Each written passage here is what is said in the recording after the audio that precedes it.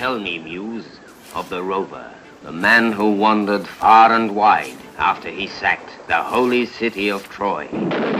So begins Homer's Odyssey, the story of Greek hero Odysseus and his 10-year journey home after the Trojan War, in one translation at least. It seems to me that in the case of ancient texts, sometimes we need retranslations because the translations stop feeling legible to a new culture, a new community. Cultures change all the time. The Odyssey and the Iliad haven't always meant the same thing to every culture and to every person. For centuries, storytellers and rhapsodes captivated audiences with tales about heroes of the Trojan War, but these stories weren't written down. They couldn't be, since ancient Greeks didn't develop an alphabet until the 8th century BCE.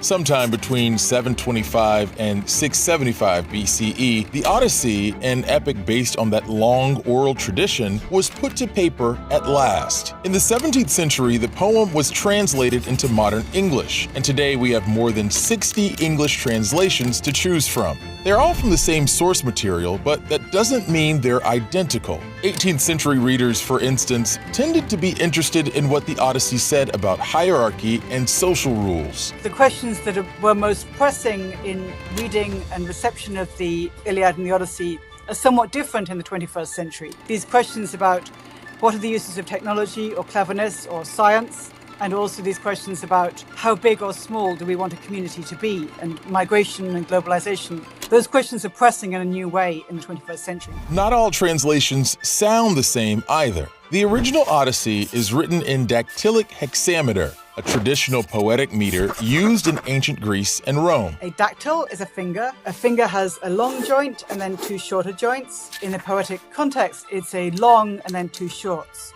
So it's Andramoi ennepe musapo lutropon posmala plankther. I wanted, as a translator, to try to echo the heritage of orality. So I try to echo that by using a traditional meter in English, iambic pentameter. So that's da-dum, da-dum, da-dum, da-dum, da-dum. This use of meter helps English readers relate to the works of Homer like they do Shakespearean plays, as performance pieces with their own rhythm and musicality. It also shows how translation can breathe new energy into an ancient story.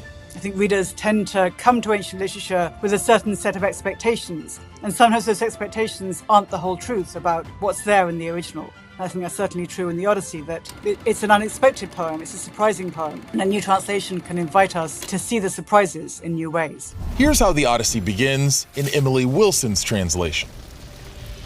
Tell me about a complicated man. Muse, tell me how he wandered and was lost when he had wrecked the holy town of Troy, and where he went and who he met, the pain he suffered on the sea, and how he worked to save his life and bring his men back home. He failed, and for their own mistakes they died. They ate the sun god's cattle, and the god kept them from home. Now, goddess, child of Zeus, tell the old story for our modern times.